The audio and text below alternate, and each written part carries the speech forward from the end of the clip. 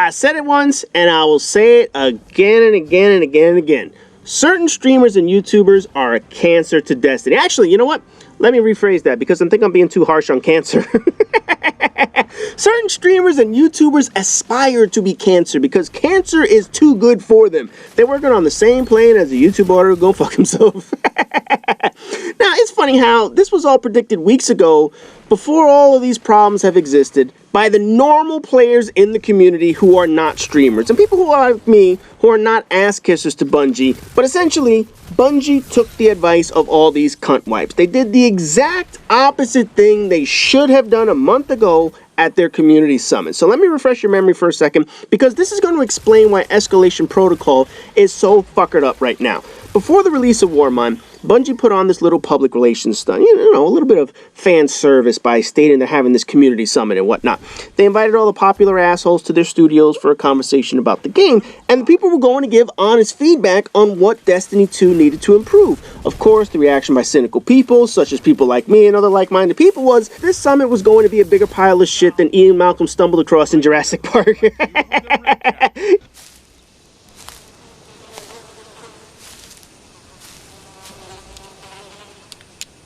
That is one big pile of shit. You know the scene. I love that fucking scene. Because you knew, going into that summit, this was all a bunch of bullshit.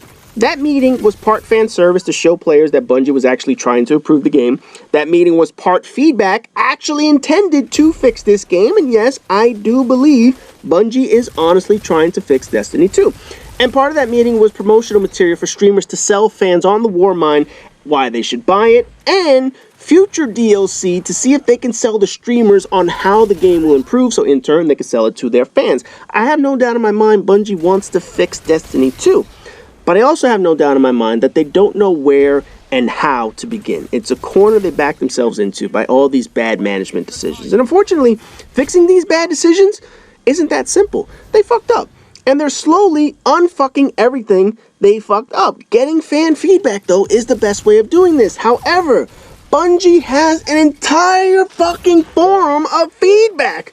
There are also Reddit posts, dedicated websites that have ideas on how the game needs to be improved. And granted, not every idea is worthy of being implemented. The majority of shit people complain about is whiny-ass monkey shit because kids are pissed off right now. But the most requested things in the game are honestly legit items for feedback, and you don't need a streamer to tell you this shit. You could just go to the Bungie forum website and see exactly how many times people have recommended this. Things like mass deletion for shaders, matchmaking for normal Nightfall, improvements to the Crucible, removal of cheaters and trials and banning them forever, space for all of our mods. Nope, we ain't getting that shit. We get a summit with fucking streamers. And not only that, but the cherry-picked, ass-kissing, dick-riding streamers who need Destiny to succeed to make money off of that shit. Not the people who could have provided reasons why they left the game. No. We get the people who were going to play this regardless. It's one thing if Bungie had the balls to invite people who are critical of the game. You know, people who refuse to play the game and rather spend their time on other shit that's out right now. There are people who trashed it in reviews. People who left who like Destiny, but they want a reason to come back. But the problem is the game's so fucked up, they don't come back to the game. There are YouTubers who make videos about Destiny and what improvements it needs to take in order for them to return to the game. There are also players who are excellent at the game and they're not part of social media. They don't make videos, they don't stream about it because they just don't give a fuck about the social media aspects of it. If Bungie really wanted good feedback, these are the people that should have been invited to their community summit. Critical YouTubers, non-glorified players that play the game because they want to, not because the game puts food on their tables, because let's be honest, half of these streamers need Destiny to put money in their pocket, otherwise they're going to be a different kind of streamer with a dick up their ass for money as a camel. Now, there are also people who incessantly talk shit about the game. All they do is criticize the game and criticize Bungie regardless of what goes on, even when they're trying to make improvements. The funny thing is, they don't even know the first fucking thing about the game. All they do is try to cash in on the negativity around the game against Bungie and against Destiny, and will do so any chance they get, even though they have no fucking clue what's actually going on in the game because they don't goddamn play it. But in the end, what did that community summit accomplish? It created the issues that we have with the Escalation Protocol right now. Bungie invited people who were friendly to the studio. And look, certainly some of them have criticized the game, I have no doubt about that. But you know, the majority of these people were invited to play because they were going to play Warmind anyway. They were going to make videos with clickbait titles to get people to watch, extend those shits out past 10 minutes because you know you get ads on your fucking videos, repeat the same shit for 8 fucking minutes and show 3 minutes of just footage just so they could get over 10 minutes. And all of this shit was meant to appease Bungie since they needed the appearance of feedback as well as the ability to market the game. The problem in inviting these fucksticks is they represent a very small portion of the population that still play the game today. Not everyone plays 12 fucking hours a day and dedicates almost their entire life to one fucking video game. Not everyone that plays this shit has the ability to solo a Destiny 1 raid or a Nightfall because again, they don't have 10 fucking hours a day to be able to practice and do this shit non-stop. And certainly, very few people rely on Destiny to put money in their pockets aside from these chemo patients that they fucking invited. I have no doubt some of them who went to the summit actually offer legitimate feedback. I have no reason to doubt that. You know, things like a reason to grind, better loot, engaging storytelling, quality of life changes. I know these ass pokers want the game to improve. I know they want it to be a top-notch game just like anyone else.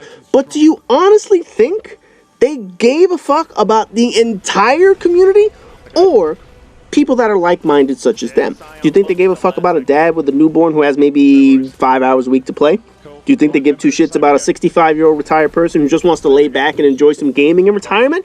Or are they more concerned with their young fan base who can't concentrate more than 10 fucking minutes without looking at their goddamn phones and giving them money with mommy and daddy's credit card? Yeah, try to argue against that point, motherfucker. Destiny 2 has a gameplay loop problem. There's no doubt about that. Bungie tried to make this game appeal to Candy Crush playing motherfuckers. And they launched the game in a state that streamers weren't able to defend this shit and they lost money on that. That summit was their chance to get the content in the game that provides them money. Most of these streamers even said they wanted Escalation Protocol to be harder. That was the one thing you saw in all these summit review videos in what they requested. And why do they want harder content? Because when their fans are looking for tips and tricks and guides on how to beat these events, guess who's going to be the ones making the guides? You guessed it. The motherfuckers who ask for difficult content are the motherfuckers putting up videos on how to beat that difficult content. Because more videos showing difficult content means more views for the players that are trying to get ahead and beat this said content. After playing for 15 fucking hours a day, you have the time to grind for the levels needed, and then post a video that shows you how you beat the most difficult content in the game after playing the entire fucking day on that shit. And then after you post the video, hey, for only a small $50 donation, I can invite you to my team and we can all beat this content together. Get the fuck out of here with that shit. Escalation Protocol was created with the community in mind, but it was beefed up when the streamers got to the summit and talked about this shit. It wasn't made difficult per se. It was made inaccessible. 370 light to start, which few people were going to hit within the opening weeks.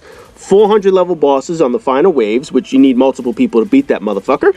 And how the game works, where you can barely get 6 people in an instance, streamers have the ability to invite their streamer friends. They have the ability to invite their viewers, friends of friends, and magically they get 9 fucking people in an instance to beat Escalation Protocol and post videos on how they got it done. And I was 378 light on the first week, and I happened to have 8 Shlomo friends who also happened to be 375 light, and we beat this shit nice and easy, and here's my guide on exactly how we did it. Don't forget to hit the like button, because it really helps me out. Fuck off with that bullshit, you cocksucking motherfuckers. For the regular community, with Escalation Protocol, getting the highest light levels is an eventuality that is going to happen. I already did my review on the progression through regression bullshit and all the stupid grinding decisions that Bungie made, but people are eventually going to get there. You're eventually going to get to high enough light where you can actually fight this motherfucker. People will find that over time, Escalation Protocol does get easier. I've beaten it plenty of times already because I have 3 separate 385 characters, but the point remains that Escalation Protocol wasn't created with the typical community in mind. It was created with the streamers in mind because they asked for things to be like this. They wanted harder content, and Bungie didn't make it harder, they made it inaccessible to normal people. They made it a challenge for streamers, but a shit show for everyone else. They added a top tier, inaccessible event to a public space as opposed to a separate area like Archon's Forge that we had in Rise of Iron. They have matchmaking issues that prevent more than 6 to 7 people in an instance on console at least, and they have players relying on going to LFG sites, getting 3 parties together, and figuring out how to get 9 people in an instance to take shit on like this. I don't know how many times I have said this, but video game developers relying on streamers for advice is what causes shit like this. They're not representative of the larger population of players. They represent a very small portion of players that are not similar to the masses who play this game. By Bungie taking advice and listening to them shows they're not looking to fix the issues that disenfranchised players have. Put it this way, let's compare this to a normal business for a second. Say Bungie is running a restaurant that is really struggling. Initially, people were coming, but then you've noticed that the restaurant has steadily been losing business over a couple of months or years or whatever the case may be. Customers are not coming back. The restaurant knows they have to do something, so what do? They ask the 10 regulars who always show up, what would you like to see in the restaurant and changed in the restaurant? Do you think that's a better idea? Asking the 10 regulars who always show up, or asking the 100 people who went and didn't like the place, what was it that made you leave in the first place? If you want to improve, you have to be able to face the music and listen to people who will rip you a new asshole every now and then. Do you think that restaurant is going to get good feedback from the 10 people who keep coming back, or a good portion of people who won't come back? Because who's most likely going to be honest? When you ask them a question, did the food suck? Are the prices too high? Is the restaurant microtransactioning the fuck out of you and charging you for bread and tap water?